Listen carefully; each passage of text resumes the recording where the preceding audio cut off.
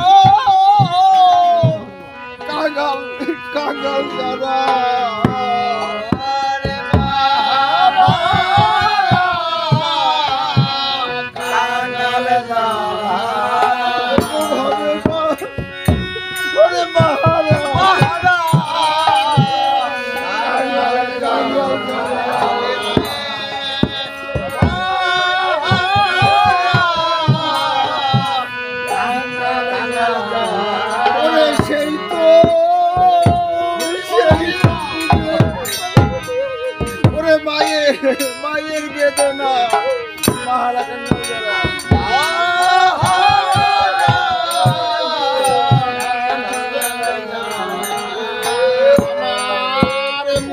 দেখিয়ে ধরে দুঃখ দুঃখ বুঝলে দেখে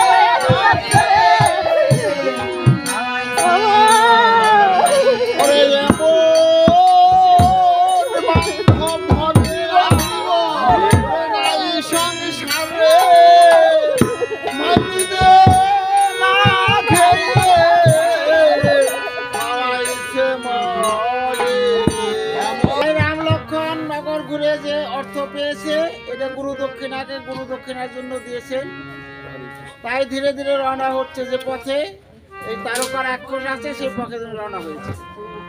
কিছু দূর যাওয়ার পরে বলছে হে রাম ওই যে দেখা যাচ্ছে তারকা রাক্ষসের বাসখানা।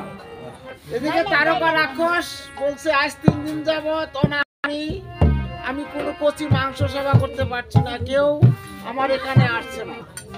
এমন সময় তারকা রাক্ষস যখন বাবা বাহির হয়েছে, বাহির হওয়ার পরে দেখে ছোট ছোট বালক একটা বৃদ্ধ লোক নিয়ে আসছে, অর্থাৎ সৌমিত্র মণি আর রাম লক্ষ্মণ ধীরে ধীরে আসছে। আসার পরে ধীরে ধীরে বলছে হে বালক তুমি আমরা এদিকে আসো। বলছে তুমি বাহিরে আসো। বলছে তোমরা এতটুকু বালক, তোমরা এত জোরে কথা বলছো। বলছে হ্যাঁ তুমি বাহিরে আসো, তুমি এখানে অনেক লোককে হত্যা করেছো, আর তোমার সময় নাই, আমরা গুরুদেবের কৃপা পেয়েছি, এখন আমাদের সঙ্গে যুদ্ধ করতে হবে, যুদ্ধ করে কার শক্তি তা বুঝতে হবে। রাক্ষসের সনে যুদ্ধ বাজিল রে,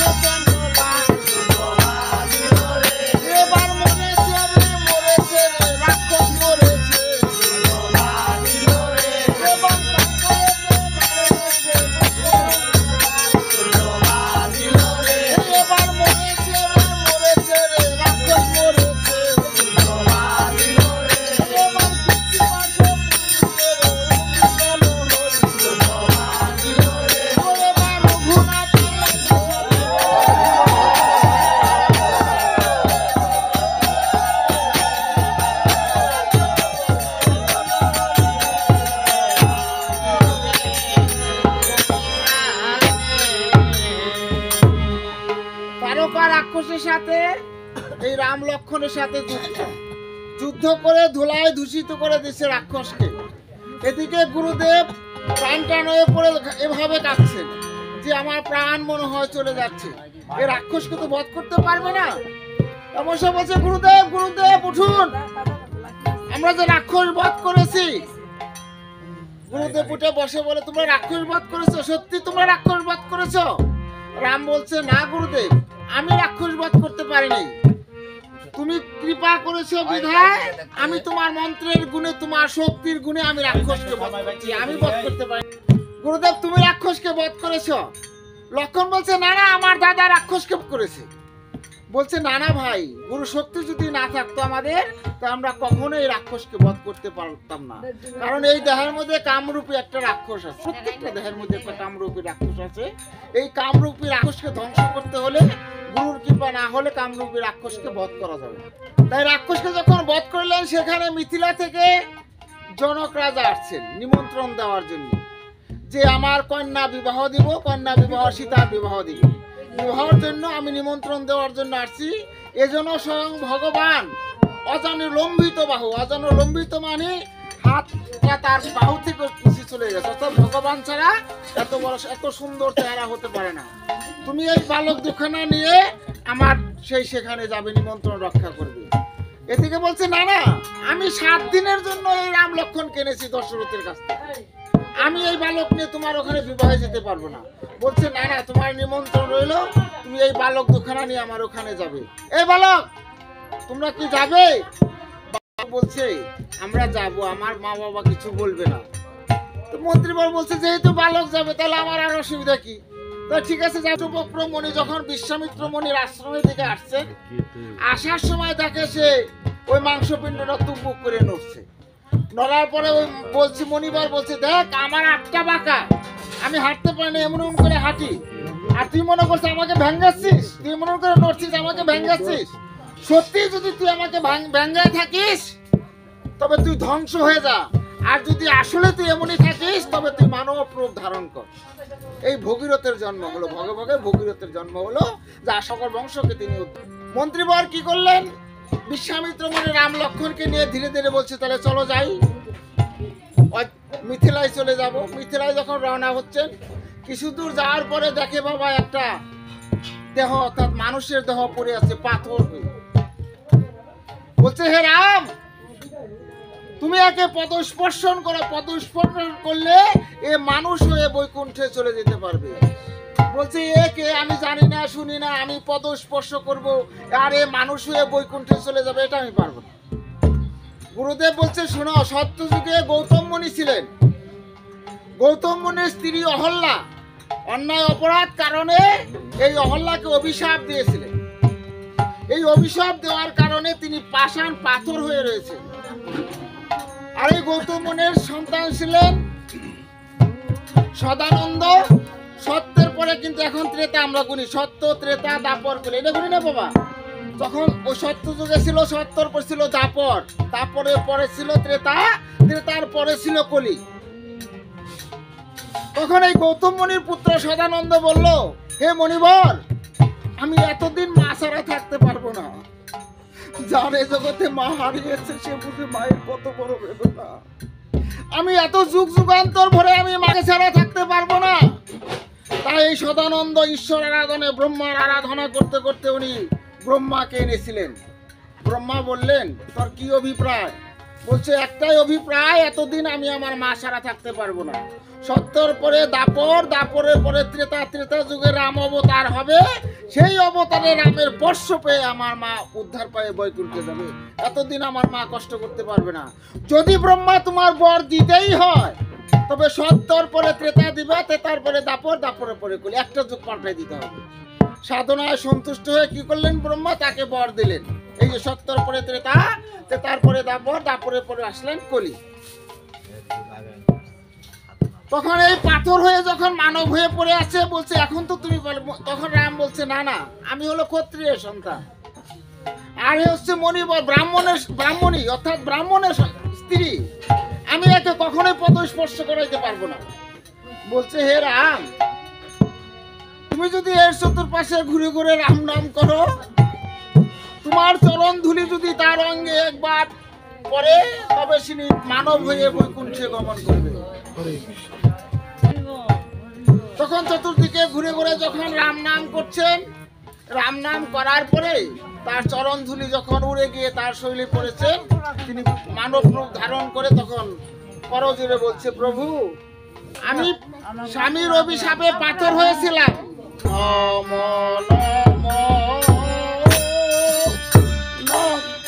চন্দ্র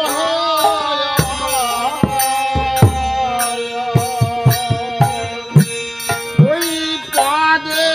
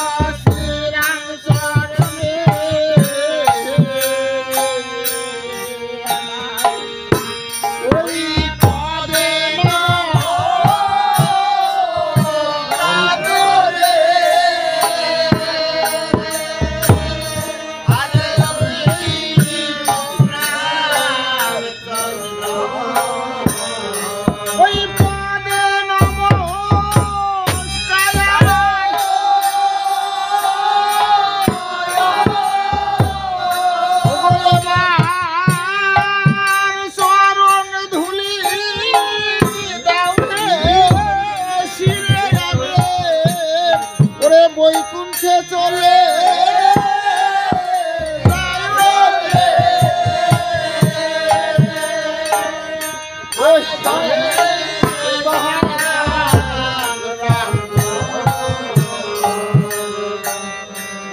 আমি সাধন না জানি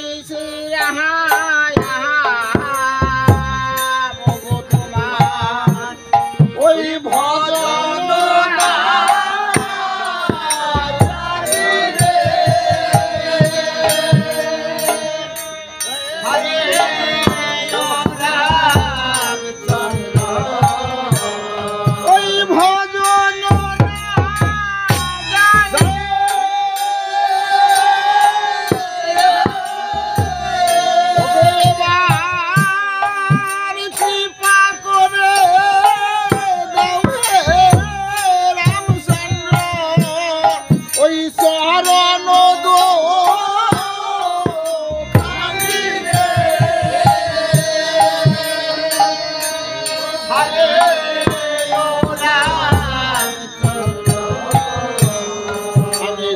সহস্র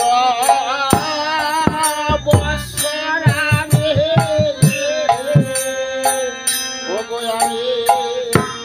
ওরে অন্য নাহি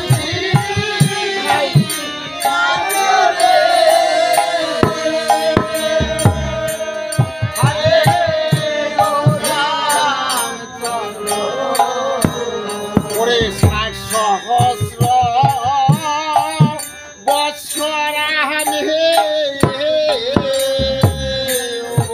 অন্য নাহি খাই ওরে অন্য নাহি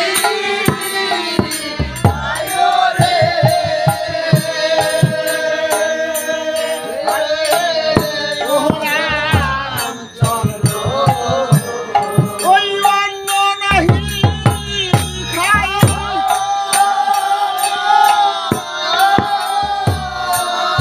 আমি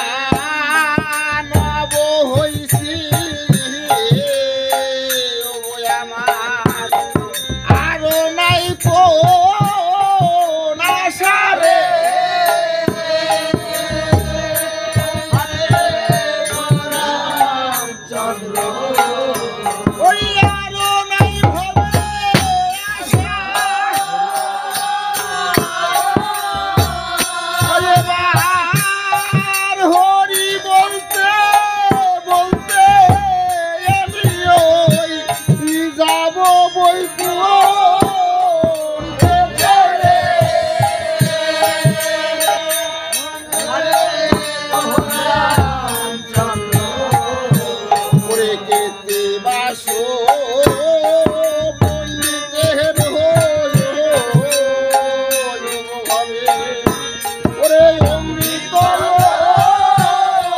হরি রে হরে রামচন্দ্র ওই অমৃত হরি ও এবার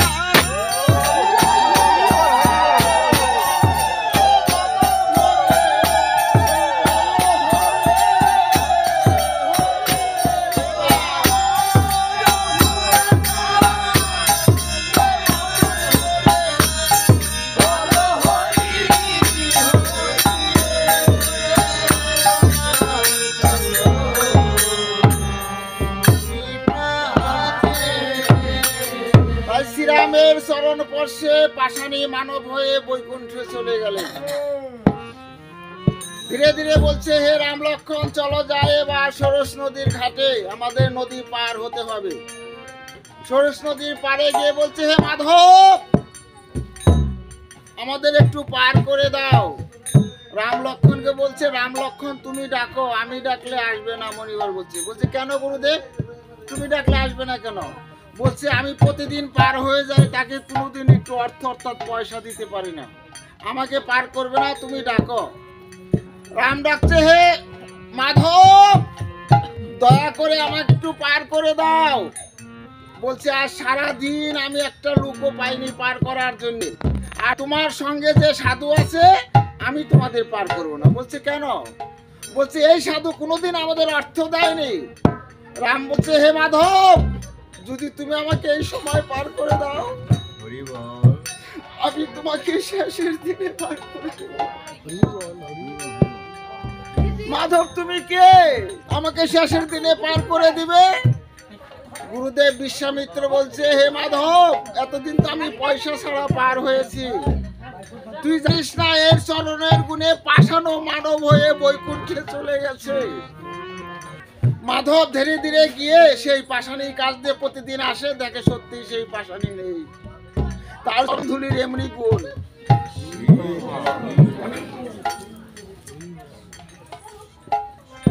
রাম লক্ষ্মণকে বলছে, মাধব বলছে, হে রাম লক্ষ্মণ তোমরা একটু দাঁড়াও, তোমার চরণের যেহেতু এত গুণ, জীবনে তো আমি কোনোদিন সাধু সঙ্গ ভক্ত সঙ্গ করতে যাইনি, আমি একটু নয়ন জলে তোমার চরণ ধোয়াবো। জলে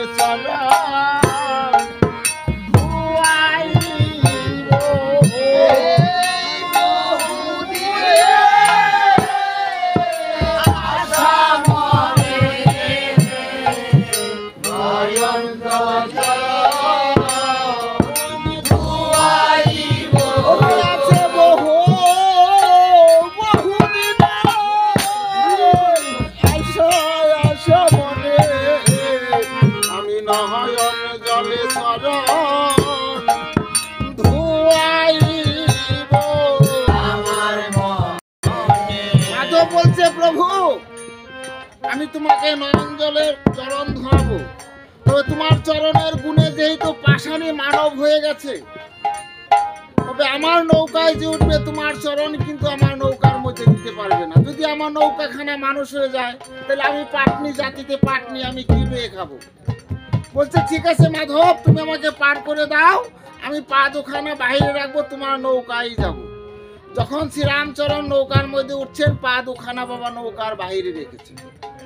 নৌকার বাহিরে যখন রেখেছেন কিছু দূর যাওয়ার পরে মাধব বলছে, প্রভু তোমার পা তো কুমিরে নিয়ে যাচ্ছে। বলছে না না মাধব, ইনি হচ্ছেন গঙ্গা মা, এর চরণ ধোয়াচ্ছে। কুটি তীর্থ কুটি মাস উপবাস করিলে, একবার বৈষ্ণবের চরণ সেবা করলে সে ফল লাভ হয় শাস্ত্রে, তাই চরণ সেবা করছে গঙ্গা মা। আমার যাত্রা হবে যে এই ভক্তের সঙ্গে যেন গাই গান হবে।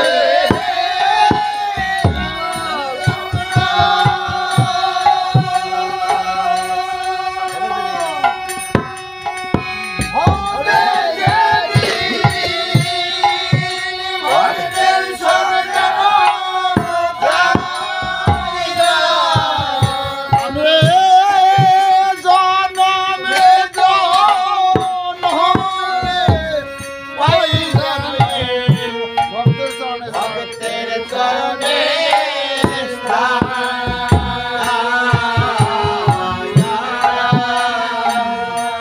ভাবে এই সভাতে আছেন যত ওরে কৃষ্ণ ভক্ত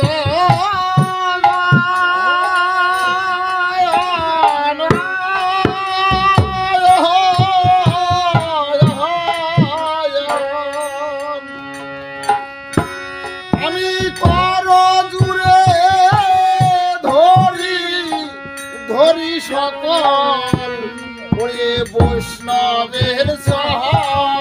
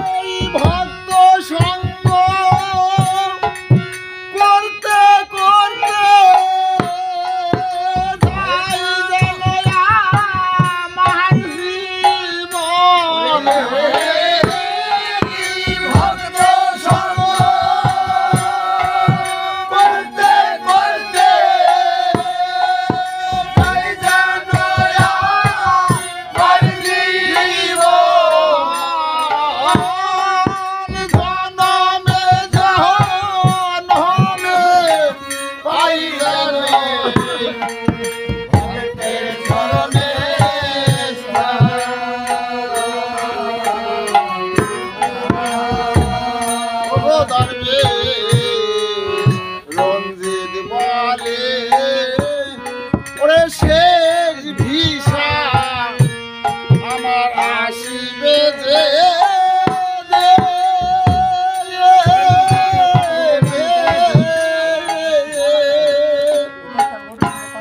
আমার অঙ্গে দিও ভক্তের ঘরে ওরে তুলসী পত্র সে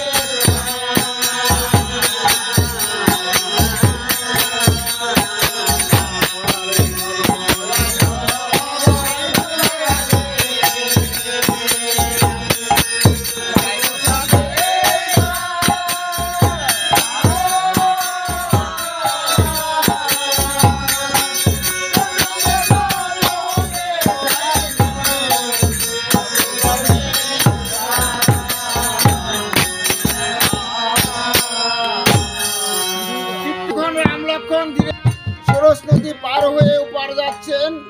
লক্ষণ বলছে, দাদা আমরা তো নৌকায় পার হয়ে পার আসলাম, কিন্তু পাটনিতে কিছু দক্ষিণা দেওয়া হলো না। তাই শ্রীরামচরণ কি করলেন, তাকে আশীর্বাদ করলেন তার নৌকাখানা যেন স্বর্ণ হয়ে যায়। যখন তাকে এই বর দিলেন, নৌকাখানা যখন স্বর্ণ হয়ে গেছে, এই মাধব পাটনি ধীরে ধীরে বাড়িতে গিয়ে, তার স্ত্রীর নাম ছিল কমলা, কমলাকে ডেকে ডেকে বলছে, কমলা তুমি এমন রূপ কোনোদিন দেখোনি, যে দেখেছে ওই রূপ সে ভুলে গেছে সব রূপ, এমন রূপ তুমি কোনোদিন দেখোনি। তিনি আমাকে কৃপা করে দেখো, আমাকে নৌকাখানা স্বর্ণ করে দিয়েছে। কমলাকে বলছে, হে কমলা তুমি যদি একবার নয়ন জলে তুমি তাকে ডাকতে পারো, শ্রীরামচন্দ্র তোমার কাছে এসে আবার দেখা দিতে পারে। তাই কমলা নয়ন জলে তাকে ডাকছেন। শাস্ত্রেও বলেছেন ভগবান কোনো কিছু চাচ্ছে না, ভগবান একটু ভক্তি, একটু নয়ন জলে যদি তাকে কেউ ডাকে তাতেই ভগবান খুশি। রামচন্দ্র আর লক্ষণ ধীরে ধীরে যখন নয়ন জলে ডাকছে, রামচন্দ্র কমলার কুলে বসে আছে, লক্ষণ তখন এই মাধবীর কুলে, মাধবীর পাটনির কুলে বসে আছে। গুরুদেব বলছে, তোমরা যে বসে আছো। রাম বলছে, প্রভু যারা নয়ন জলে ডাকে সে ভক্ত তো আমার ইহকালেরও ভক্ত, পরকালেরও আমার ভক্ত। আমি কি করে ভক্ত সঙ্গ ছেড়ে যাই? ভক্ত সঙ্গ ছাড়ার তো আমার ইচ্ছা হয় না। নানা বলছে, তুমি এখনই চলো। মাধব পাটনি বলল, তুমি প্রভু আমি আবার কত দিনে তোমার দেখা পাবো, আবার কি তোমার দেখা পাবো? রামচন্দ্র বললেন, হে মাধব তুমি যখনই নয়ন জলে আমাকে ডাকবে, আমি তখনই তোমার কাছে এসে দেখা দিব। এই বলে যখন ধীরে ধীরে তিনি রওনা হলেন, এদিকে রাবণ এবং রাবণের মামা কালনিমাই ওই যে চিঠি দিয়েছে সীতার বিবাহ হবে, তখন তো রাজাদের বিবাহ হইতো বাবা ঢুল পিটে, রাজার কন্যার বিবাহ হইতো ঢুল পিটে। কন্যার যার বিবাহ পছন্দ হইতো তার সঙ্গে বরমাল্য দিতেন। তখন ঢুল পিটে যখন চিঠি দিয়েছেন, ওই চিঠিখানা ওই রাবণের বাড়িতে পৌঁছেছে। রাবণের বাড়িতে যখন পৌঁছেছে, তার মামা কালনিমাই বলছে, মামা ভাগ্নারে বলছে, মামা এই দেখো কেমন সুন্দরী, তার বর অর্থাৎ বিবাহ দিবে, চলো যাই। রাবণ বলছে, না না আজকে হচ্ছে নবমী, আমি মায়ের পূজা করছি, আমি মায়ের পূজা না করে আমি কোথাও যেতে পারবো না। রাবণকে বাবা যখন চিঠিখানা দেখেছে, তার ছবিখানা দেখিয়েছে, বলছে ধর তোর পূজা, এই পূজা করে কি হবে? মানে রাক্ষস তো যাতে বাবা, তার তো আর ভক্তি নেই। ধীরে ধীরে কি করছেন, সেই সীতার বিয়ের জন্য সেখানে গিয়েছেন, সেখানে স্বয়ম্বর সভা দিয়েছেন। ধীরে ধীরে রাম লক্ষণও গেছেন, তার গুরুদেবও গিয়েছেন, এদিকে রাবণ গেছেন, তার মামা কালনিমাই গেছেন। সেখানে ধীরে ধীরে যখন গেছেন, যাওয়ার পরে সবার মধ্যে যখন বসে আছে, সর্বপ্রথম কালনিমাই সেই ধনুক তোলার জন্য গিয়েছেন। অর্থাৎ এই ধনুক শিব ঠাকুর দিয়েছিলেন এই জনক রাজাকে। জনক রাজাকে দিয়ে বলেছিলেন, আমি যে ধনুক দিলাম এই ধনুকখানা যে তুলতে পারবে তার কাছে তুমি কন্যা বিবাহ দিবে, যে তুলতে পারবে না তার কাছে তুমি কন্যা বিবাহ দিও না। যখন বাবা এই রাবণ যাচ্ছে, রাবণের কালনিমায় যাচ্ছে, বাবা কেউ বাবা তুলতে পারছে না, রাগান্বিত হয়ে গেছে। রাবণ বলছে, আমি কৈলাস পর্বত বাম হাতে তুলছি আর সামান্য ধনুক তুলতে পারলাম না। ধীরে ধীরে রাগান্বিত হয়ে বসে আছে। রাম ধীরে ধীরে কি করছেন, ধীরে ধীরে গিয়ে যখন সেই ধনুক তোলার জন্য চেষ্টা করছেন, রামও বাবা ধনুক তুলতে পারছেন। লক্ষণ মনে মনে বলছেন, হে গুরুদেব আমার যত শক্তি আছে আমার দাদাকে দিন, দাদাই যেন এই ধনুকটা তুলতে পারে। গুরুদেব ভগবানের কাছে আরাধনা করছে, আমার শিষ্য নিয়ে আমি এসেছি, আমার যেন অমঙ্গল না হয়, সে যেন ধনুকখানা তুলতে পারে। ধনুক তুলতে পারছে। এদিকে সীতা দেবী অন্তপুরে বসে বসে ভাবছেন, হে প্রভু এসেছে, রাবণ এসেছে, শুনেছি রামও নাকি এখানে এসেছে। সত্যি যদি রাম এসে থাকে, আমি বৈষ্ণব সেবা মানতি করছি, আমি যেন সত্যি আমি রামের গলায় যেন আমি বরমাল্যটা দিতে পারি।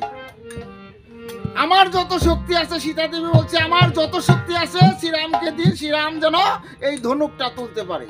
যখন বাবা বৈষ্ণব সেবা মানতি করেছেন, বৈষ্ণব সেবার উপরে বাবা এই জগতে আর কোনো কিছু নেই। বৈষ্ণব সেবা মানতি করার পরেই রাম ধীরে ধীরে সেই ধনুকখানা তুলে উনি বান দিয়েছে, বান মানে তন তাকে বলে, বান দিয়েছেন। বললো তোমার সঙ্গে আমার কন্যা সীতাকে বিবাহ দেওয়া হবে। যেমন আজ তালয় আছে, তার সীতা আজ বনবাস দিয়েছে। সীতা সীতা বললো, কিন্তু আর সীতাকে দেখা পাবে না। তবে এখানে রাম সীতার বিবাহ হবে, বিবাহ দিলে এখানে অঞ্জলি দিতে হবে, কন্যা দান করা লাগবে, এবং এখানে একটা লাল শাড়ি লাগবে। বসবে ওইটু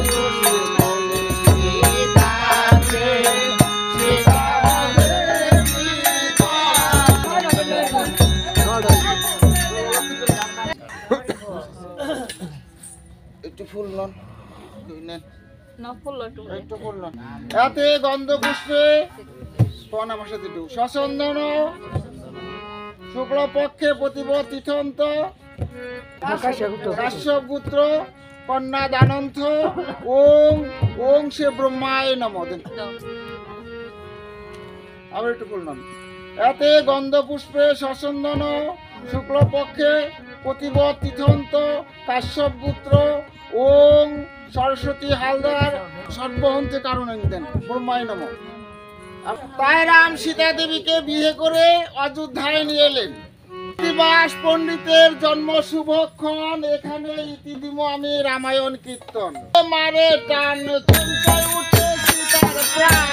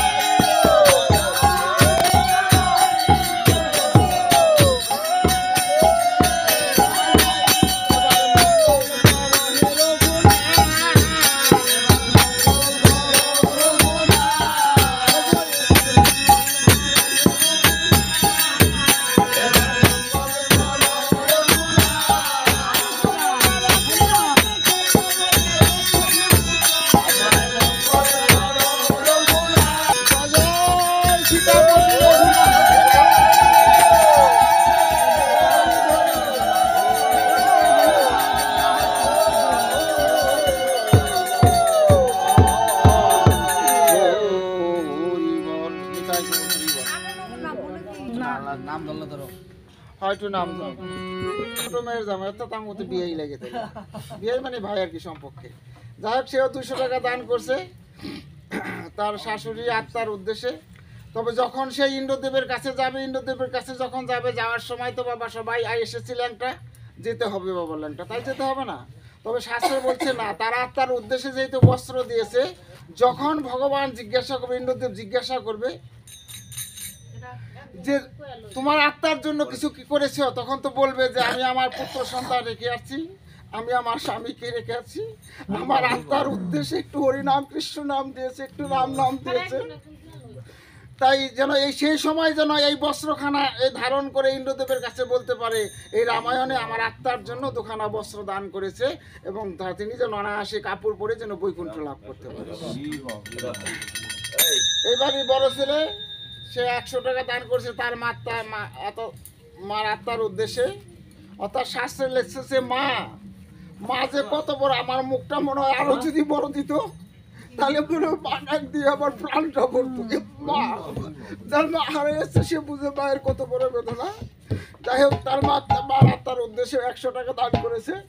আমি যে উদ্দেশ্যে দান করে থাক, আমার দেবার মতো কোনো কিছু নাই, আমি তার গুরুর ভান্ডে রাখলাম, তার গুরু যেন তার ভগবানের তার আত্মার মন বসে। বিশ্বভক্ত বৈষ্ণব মন্ডলী 105 টাকা দান করেছে। তবে তার মার আত্মার উদ্দেশ্যে 105 টাকা দান করেছে। তবে যে কোনো অতিথি এসে আমি ভগবানের এখানে রাখলাম, তার আত্মা যেন বৈকুণ্ঠে নাকি। কিন্তু বলাই যাবে না, মার সমান নাই, পিঠা বলো পায়েস বলো ভাতের সমান নাই, মা বলো মাসি বলো মায়ের সমান নাই। যার মা হারিয়েছে বেদনা ততটুকুই বুঝছে। কারণ আমি ছোটবেলা থেকে একটু কীর্তন করি, কীর্তনে জায়গায় জায়গায় যাইতাম, আমার মায়ের হাড়ি কিনে বসে থাকতো। আমার ছোট মামা